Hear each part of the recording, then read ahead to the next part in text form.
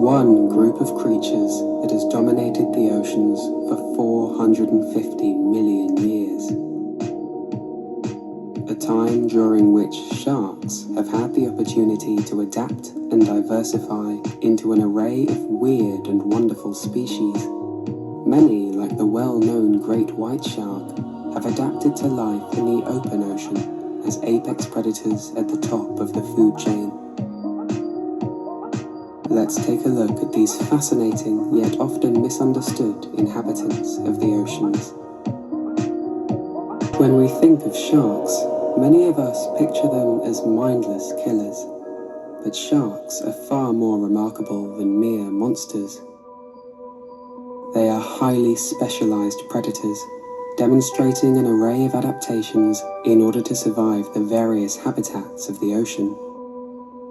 Near the surface, pelagic sharks like blue sharks, makos and great whites exhibit fairly similar features.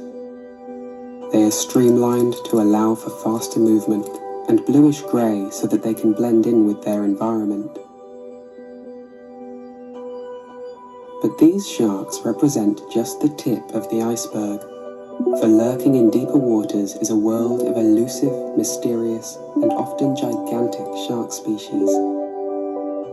From the bioluminescent lantern shark to the parasitic cookie-cutter shark that tears chunks from whales and dolphins. To understand why sharks of the depths are so different to those at the surface, we must find out what caused them to diversify in this way. The evolutionary history of sharks possibly dates back to the Late Ordovician Period, 450 million years ago. In the time that followed, these primitive sharks evolved in a number of ways, with one group of cartilaginous fish having diverged 420 million years ago to become the alien-like chimera, relatives of true sharks, but belonging now to a different classification. By the early Jurassic period, 195 million years ago, the oldest known order of modern sharks, the hexantiforms or six-gill sharks, had emerged. It was now that they evolved slender, fast-moving bodies and flexible, protruding jaws, allowing them to eat prey larger than themselves. While many sharks we find in our oceans today have changed immensely since the Jurassic, the few that remain unchanged, the living fossils, appear peculiar in comparison. Most notably, they have 6 or 7 gill slits instead of the usual 5 found on most sharks.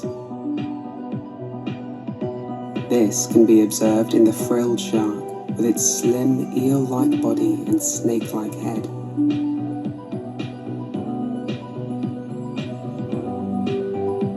Another member of this order, the blunt-nosed six-gill shark, has a single dorsal fin placed well down on its back, as well as an anal fin, features that are remnants from their ancestors of the ancient seas. What's even stranger is the fact that many of these more ancient sharks, including both the hexantiforms and the swalloforms, now seem to inhabit the deeper regions of our oceans. A feature that is best explained when we take a look at their adaptations and the conditions of their world. In the depths, there is less dissolved oxygen present in the water. This suggests that for six-gill, frilled and seven-gill sharks, it is advantageous to have more gill slits so that they are more efficient at absorbing the oxygen they need. So there is no cause for them to evolve to lose the extra slits. Other deep-sea sharks reflect light in a process known as biofluorescence. One of such sharks, possessing the ability to reflect blue light and re-emit it as green light in order to attract mates. Greenland shark, for example, grows to 24 feet or 7.3 meters long, making it one of the largest sharks in the ocean, larger even than the well-known great white shark.